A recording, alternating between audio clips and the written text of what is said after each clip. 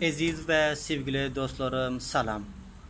Bilişimiz yani bugün Afganistan'da 3,5 milyon Türkmenin adına parlamenda 4 sanık hem milletvekilimiz yok. Efsus bu halimize. Sadece milletvekilleri öz ellerimiz bilen intikab ediyoruz. Ve devlet bize hiçbir yardım eden yok ve sözümüzü hem dinleniyor kavimler. Ve bu hakkı hem intikab edişte bizler öz elimiz bilen küydürmeliyik. Başka milletlerden göz alalım. Qaran, Afganistan boyunda yarım milyon hem küçük kavmi yok. Ama parlaman saylavında 15 sanık milletvekili çıkaracakmışlar. Bizden nama için çıkmasın. Biz nama için vekil çıkarmalıyız. Biraz düşünelim. 15 yıl içinde bolup geçen 2 dur parlaman saylavlarında her daim aldanıp kaldık ve pişman olduk ve pişmanlığımızı hala hem çekip geliyoruz. Ve 15 yıl içinde devlete işimiz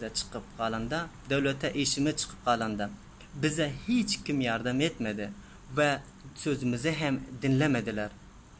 Ve bundan sonra hem hiç kim özümüzden başka yardım hem etmez, sözümüzü hem dinlemez.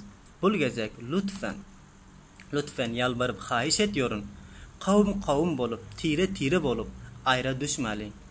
Hemmemiz bir bolup her vilayetten öz sanımızı qarab vekil çıkaralım. Bu gidişte geçen durdaki yani ne Faryab'dan vekil çıkar ve ne hem Balx ve Kunduzu Şibirgan'dan. Özümüze ray vermesek başka hiç kim bize ray vermez. Lütfen başkalara ray vermeliyim. Her bir ray bu memleketin ve milletimizin geleceğine tağyir edip bilecek bir paya sahiptir. Milletimizin maddi ve manevi menfietine işanmadık, köhne zihniyetli, ilimsiz ve bilimsiz kişilere, hak ve hukukumuzdan difa edip bilmeyecek kişilere verilecek rayın günahı çok büyük olacaktır. Bunu ne Allah bağışlar ve ne hem millet. Lütfen ray verecek kişimize dikkat edip özümüzden başka hiç kime ray vermeli. Teşekkürler.